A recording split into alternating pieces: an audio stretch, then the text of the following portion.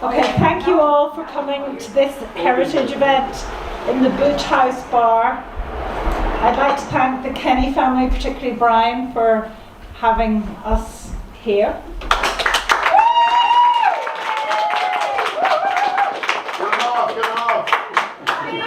He just wants to say Dan has actually made it.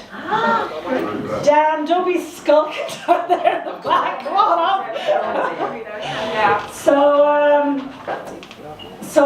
And we're going to find out more about what the Boothouse Bar was all about as we go through the night. And Jess Sweetman will be sharing about the stories, and she'll be looking for information from us as well.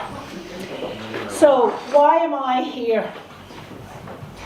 I'm here because Elaine said, do this. I can't be doing it all. So Elaine and I'm going to tell you about this picture. Come on in. Hello. How are you? And in 2010, I commissioned this piece of work that I'm going to talk about, and then you can come up and look at it later. But I should probably start with when I came to Glomire first, which you'll all have figured out by now. My accent is not from Cork. I'm from Donegal, and I came down here in '99 when I was a rare bird of paradise. Everyone was like, sure, you're not from Cork. I was like, I know. So I came to run a lab in Glomire, and because the tunnel wasn't open yet, I thought, I'm not going to be fighting traffic, so I'll live in Glomire. Little did I know I'd have 3 years of traffic jams for the last little while. And I ran a water lab down that's now closed down in Sallybrook. Does anyone know? Consult us? Yeah. So, and because we're talking about the river, this is a nice little guide from the World Wildlife Fund on what does good look like in a river from insects. If there's good insects in the water, it means there's fish. And if there's fish, it means there's oxygen in the water. And it's healthy. And then the amber are, the ones that can manage without a lot of oxygen. And the red ones, like the midges and the leeches, they don't need oxygen, so they can live in dirty water. And it's a really nice traffic light system for good water quality. So that's what I used to do. And then I kind of got involved in communication. And I thought a picture tells 1,000 words. I was into sustainability back when it wasn't a thing, when no one knew what you were talking about. So I had Alan Nielsen, the artist Alan Nielsen, create this vision of what Copper Valley View, pretend version of where I live. So Copper Valley View is the estate I live in. And I thought, let's start with there. I was made redundant after the crash in 2008. And I got thinking about, what did sustainability look like? So we have solar panels, and we have wind farms, we have the sheep. This is my dad. There's all little stories in it. My dad has passed away in 2020, but he's there with his youngest grandson, Joe, counting his sheep because they love doing that. And then I was involved with Chris. Chris is going to chat a little bit later, very little. But Chris wanted to set up a community garden in Glomire, which we did down in Glomire Community College. And we spent more time drinking tea than we did, but Chris kept us on track. So there's various stories in this. I have a Lewis, which I think we absolutely need before long. And there's a 30-acre site out beyond the motorway that Riverstown Football Club own, and that they could have a Lewis going from there into the city and it would pass by my house. So that's me. And then I met Elaine. I set up, after the crash, I set up a green school where we trained 1,500 people across Ireland in green skills in building, business, land use and arts and crafts. I learnt to crochet as a result of this. But Elaine came to do a workshop on currencies, and we've had great fun ever since. I'll pass that one around. And so we've created one for Glanmire. Have you got that one? I have that one somewhere, but I'll see now if I can find it. We created a blackthorn for Glanmire, and we created two for, I'm from a wee island off the coast of Donegal, and we created various different currencies along the way and books, and we've had good fun with the orchard, which is what, the Future Orchard Cork is what we're here to talk about. So Elaine has applied for lots of grants over different times, looking at different aspects of community, of farming, of community supported agriculture, and what we can do with what we've got. And so before I met Elaine, I had put in an orchard here by an old mill by the community garden. So that brings me to Elaine, who doesn't want to say any words, but there's applesauce for sale, which is from Scrumptious Sue? Sue Scrumptious, made in Waterford. And there's apples from the orchard and apple juice, which is €4. And there's seeds, wildflower seeds, and you can tell everyone you're a change maker. And there's some salts there as well, and there's some juice to taste if you want. So Chris, would you like to say a couple of words on what you do in the orchard? Yeah, can I do it from here? You can do it from here, but I'm going to give you the mic. Hello everyone, and you're very welcome. That's one of my bosses over there in the corner, so I have to be nice to her. I'm Chris Troy. I'm a horticulturist, and I don't put any store on labels. I just work with my hands. And what we try and do in the orchard is we try and invite everybody up and come up and have a chat with us. You can work with me, you can work by yourselves, whatever you want to do. And we're always accommodating. We're there every Wednesday. So you can come up and have a chat. You can see the different stages as we go through the year. We're to the good stage now, where there's loads and loads of apples, and there's loads of stuff to eat, and there's not much work to do. So now is a great time to come up to the orchard. Okay? Briefly about me, when I was about that height, I used to go slogging apples, and there was nothing nicer than a robbed apple. And I'm still doing it. Yeah. I'm also a gardener, so I go to people's gardens, and if they have an apple tree, I call it research and development. Okay? Apples are one of the most versatile fruits that you can actually have. I mean, there's apples over there. You can eat them straight away now. You can turn them into apple stew and you have a gorgeous dessert. Apple tart, apple crumble. You got dried apple rings. You got apple sauce. Those apples in the sauce are actually ours. They came from the orchard. There's two varieties in there. One is Grenadier and the other one is Katie. Okay, so there's two varieties. Grenadier is the the cooking apple, and the Katie then is the sweet one. So they balance each other out. The other thing is every year we pick all our apples, and it's going to happen this year on the 27th of August. And other people come up and they give us their apples as well, and we pick everything, and we gather everything, and then we take them up to the apple farm, and we get them juiced. And every year the flavour and the flavour profile is completely different, because we never know what we're going to have. Our ethos is not to waste anything. So technically you're supposed to have a 60-40 balance of apples, sour apples and sweet, but sometimes that balance is all out the window. So you could have a really sharp apple juice, which is really refreshing and really nice.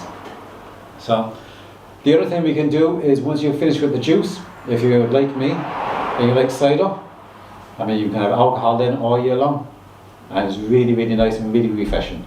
And it's quite reasonable to make cider as well as all these other things. Anything else? No? Back to the cider. Can Brian make his own Boothouse cider label? As long as I make it with him, that's not a problem. And you get your cost, right? Yeah, what we do during the year as well is we offer several programs, and a lot of them are free. We do free pruning workshops, we do free fruit thinning, and like I said, we're up there every Wednesday, and if ever you want to come up and just have a chat, or if you have a problem with your trees or whatever, you can get us on social media through Facebook. Was that a good plug? Excellent. Or you can just ring us up and ask us. Okay? What time Wednesday would you be going? Wednesday we're normally up there about 3:30. Okay. 3:30 until about 5 o'clock-ish. Okay. But if you want to make sure that we're going to be there, Yeah. if you go on to the WhatsApp group or onto the Facebook, you can leave a message. I stopped in about chaplains, yeah. Yeah, no problem at all. Yeah. If you just ring us first and make sure that we will be up there. Okay. And you're more than welcome.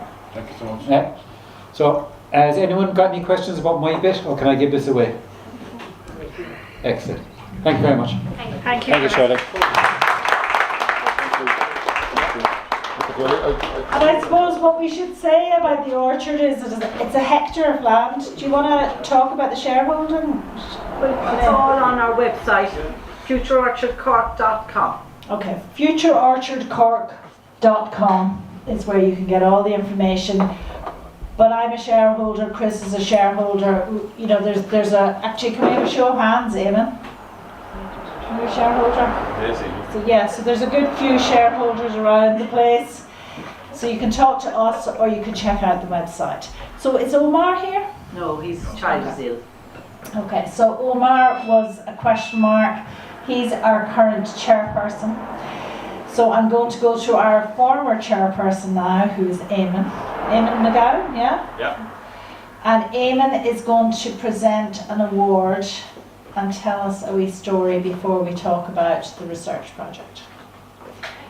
Do you want to come up here, Eamon, or do you want to? Will do. Thank you. Excellent. Okay. I'm 71 years old, one of these old cranky, grumpy old bastards. My daughter's 21, and she introduced me there about a year ago to a guy who was TikToking. I had no idea what TikToking was, and had no fucking interest either. But she insisted I take a look at it, because she said this guy is absolutely amazing, and he has a big following from young people. So I took a look, and I was amazed as well. And he has a YouTube channel where he teaches people how to basic wood crafts.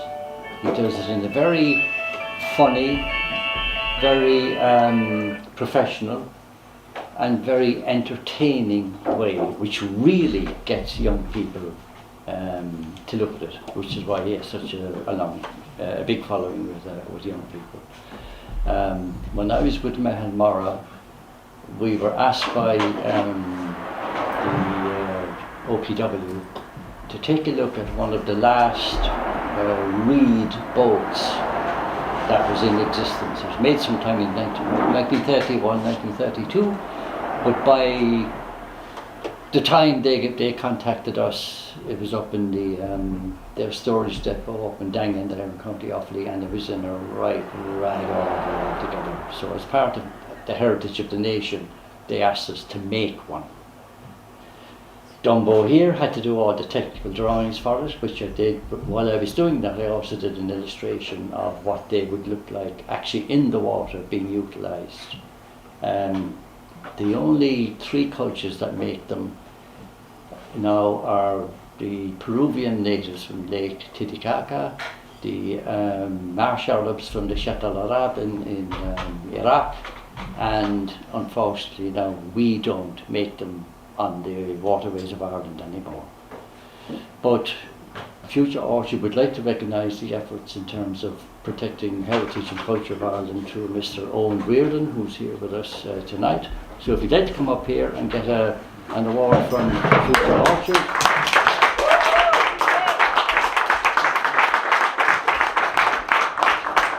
And seeing as we're in the Tatch pub, Tatch is the name of the game, okay?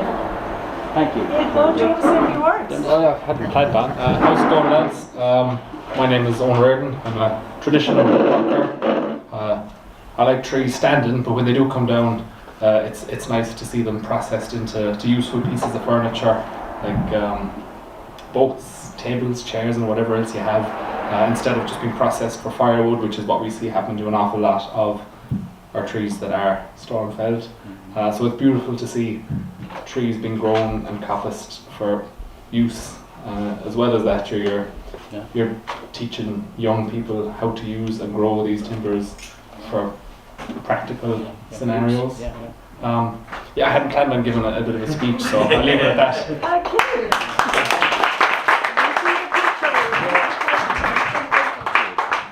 I will. See you now, right away. Could be a good idea. Yeah. Best is good. Beautiful. Oh, that's lovely.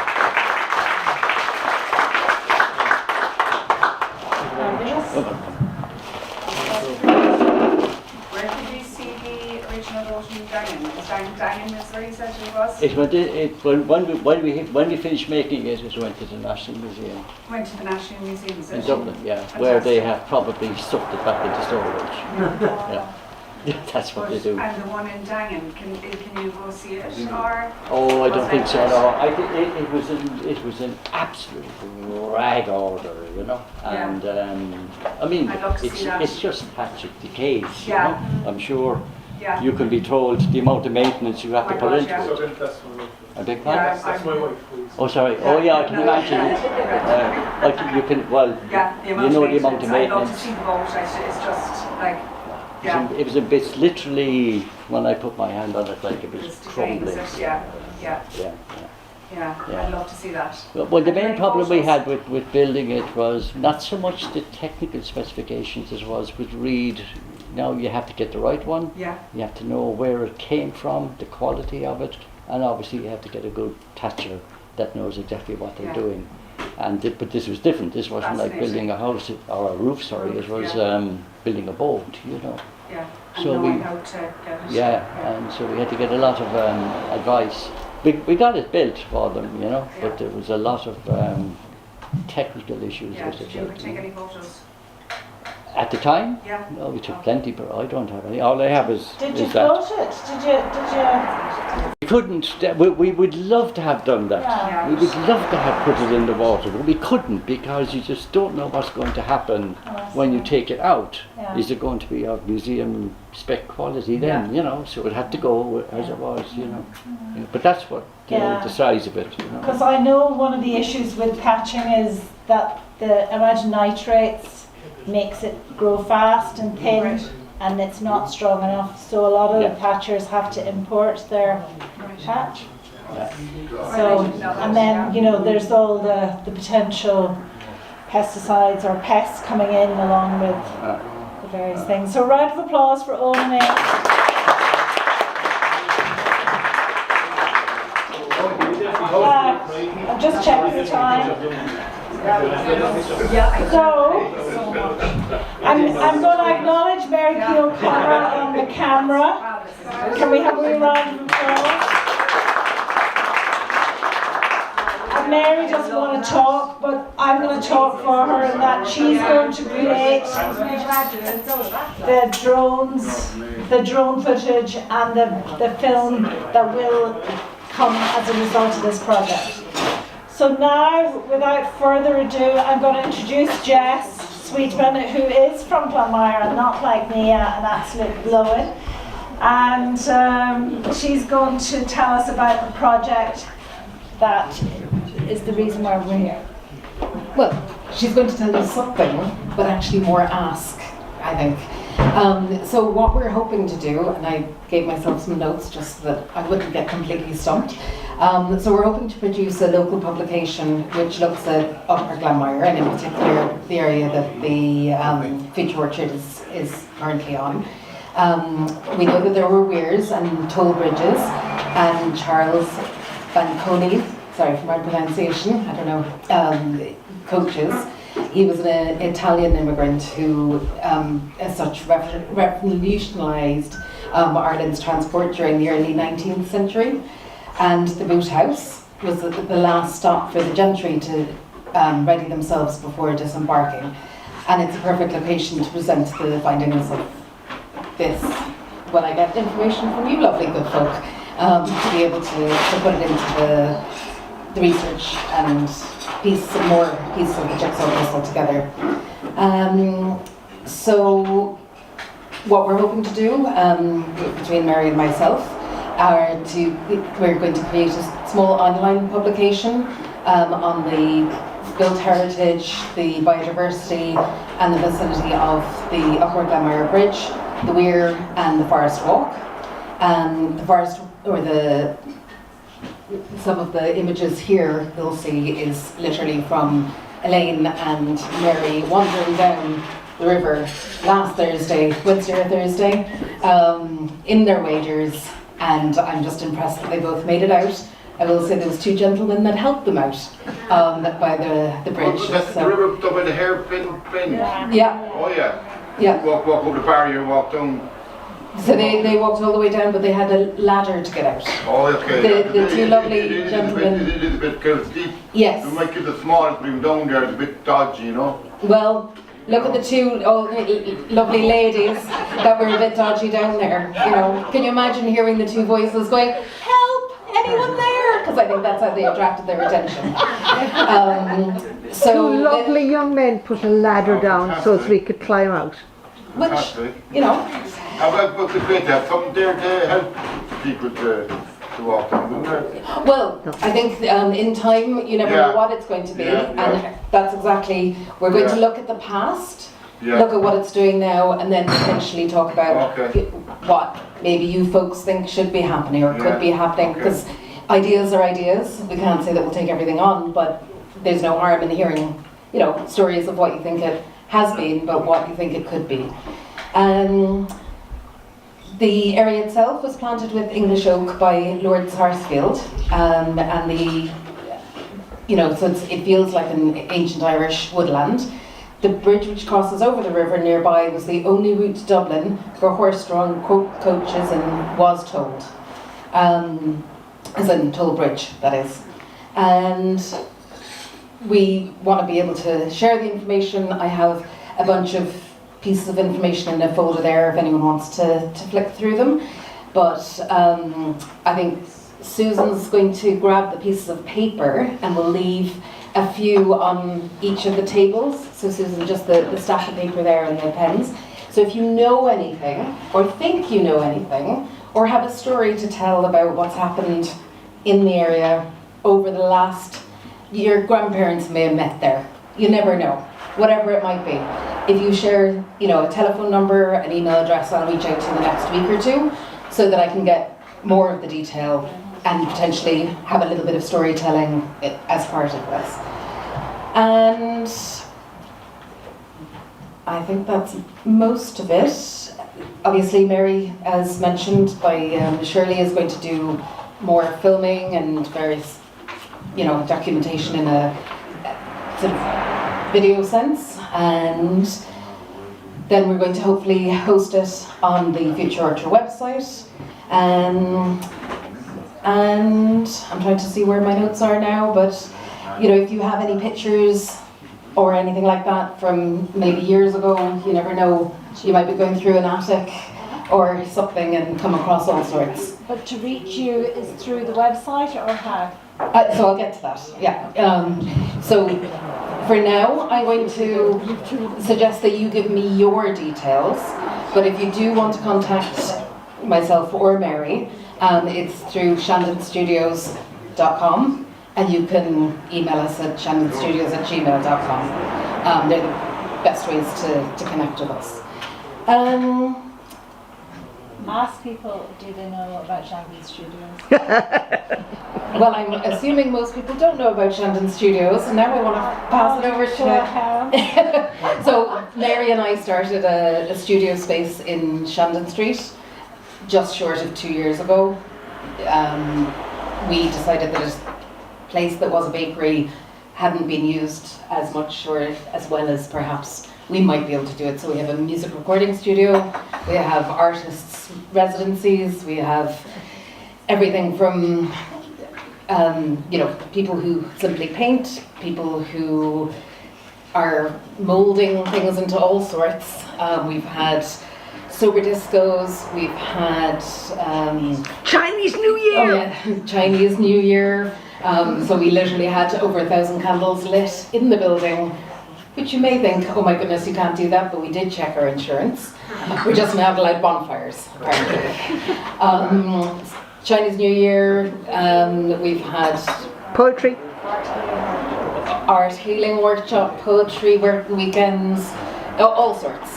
But if you look at the website, Shandon Studios, then you'll find us. So do please write down anything you might know. If it's, again, your parents held hands at the bridge once upon a time, anything at all, it helps us to get a good bit of information together to be able to share forward. So I will, sorry for interrupting, but you know who you should talk to is John O'Callaghan.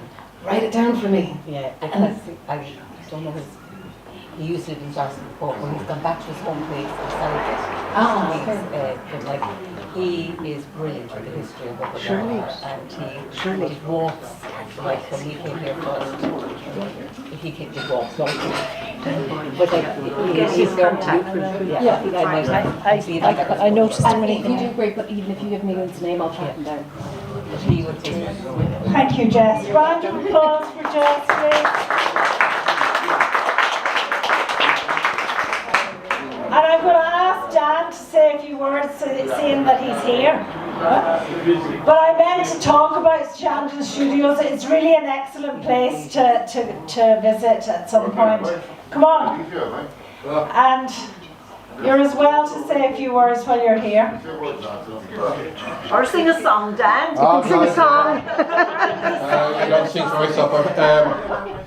Look, I came along this evening because, well, first of all, it's Heritage Week, and it's a great week to learn more about heritage in all its forms. It can be the buildings we inhabit day in, day out, the schools, the churches, the pubs, but it's also the natural heritage that we live with, and it's a good sense of knowing what we're about and how it all interacts with each other.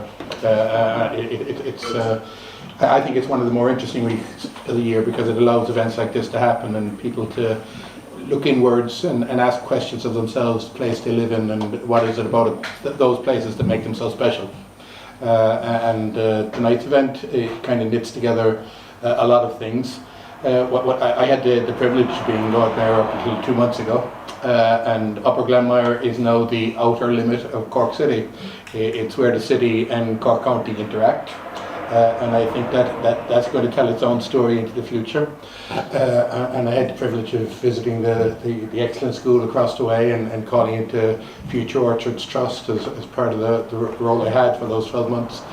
But it's also, I must admit some ignorance as to whether it's the middle of the road or it's the left or the right of the pub is the boundary, but No, it's the orchard. it's further down. The orchard is the city. Yeah.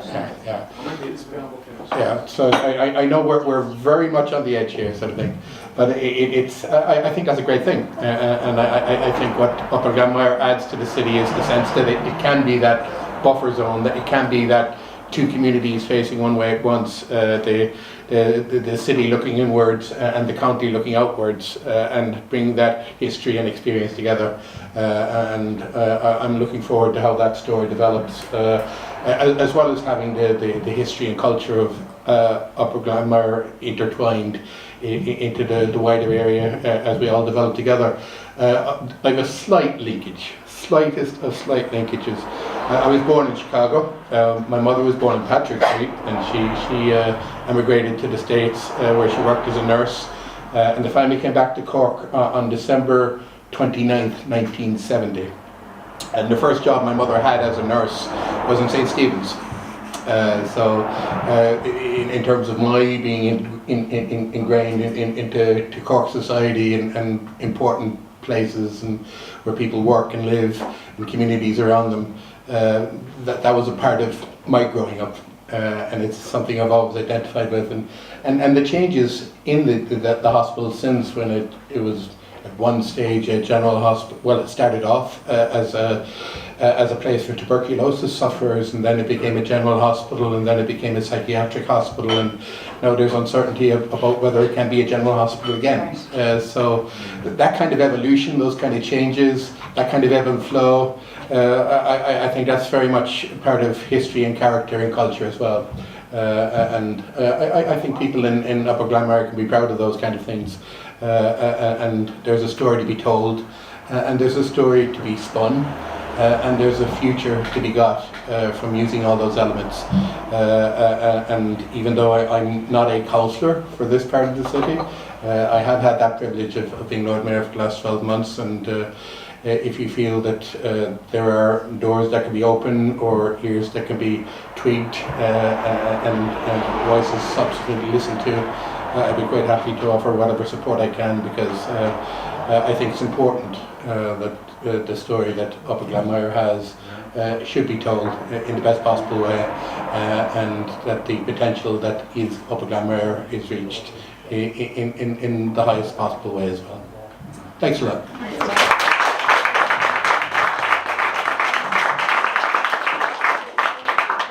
Thank you, Dan. And Dan had his Lord Mayor dance in Lower Glenmire in Vienna Woods there in May before he handed over his necklace. Ger, do you want to say a few words? Are you sure? Okay, so I'm going to take a Q&A now. We'll do maybe 10 minutes if there are lots. Has anyone any questions? Well, Jesus. There's a gentleman over here. Oh, hi. How are you? I know absolutely nothing about this. I was recommended by Noreen Byrne at UCC to come this evening. So maybe the question should be later, but I'd love to know more about the future orchard and how you're all shareholders and how all that works. But maybe everyone else is all familiar with that. We might have a private conversation about it if you don't want to talk about it now. We can, or talk to Lynn. FutureOrchardReport.com is the website. So I became a shareholder in 2011. So I've been involved for quite some time. Rebecca's been there since the start. And you know, it's a really lovely space. So I would recommend that you come on the 27th of August. At what time, Chris? 1 o'clock? Yeah, 1 o'clock we're going to do the juicing and apple picking.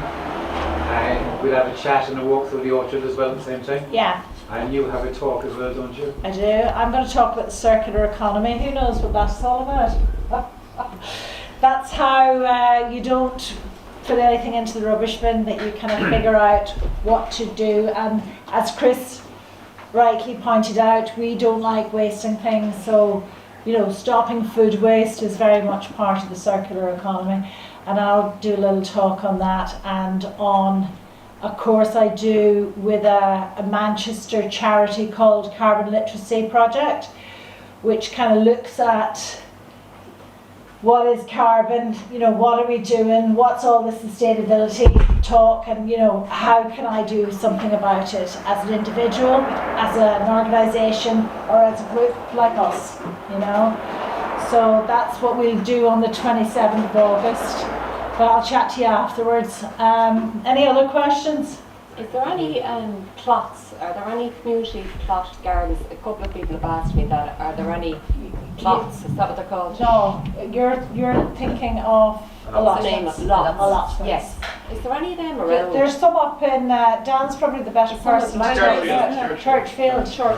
There's a garden behind the community centre, and it's open to everyone. and it's called the Sensory Garden, Upper Glenmore Sensory Garden, and that's open to anybody. There's all big massive beds there. Myself and my husband Robert, we kind of look after it, but at the moment I'm kind of doing exams and stuff, so I can't do it at the moment, but it's all kind of gone back to wildlife. There's loads of beds there, so if people want to come up and get stuck in and grow things, they're more than welcome to do it. I think kind of the people that were asking me were kind of saying they their wanted own to grow private one, potatoes but and they even wanted to if they want to kind of get a taste of what it's like, they can go up and start getting involved, because there's a lot there to offer, and we do need more volunteers to kind of get stuck in.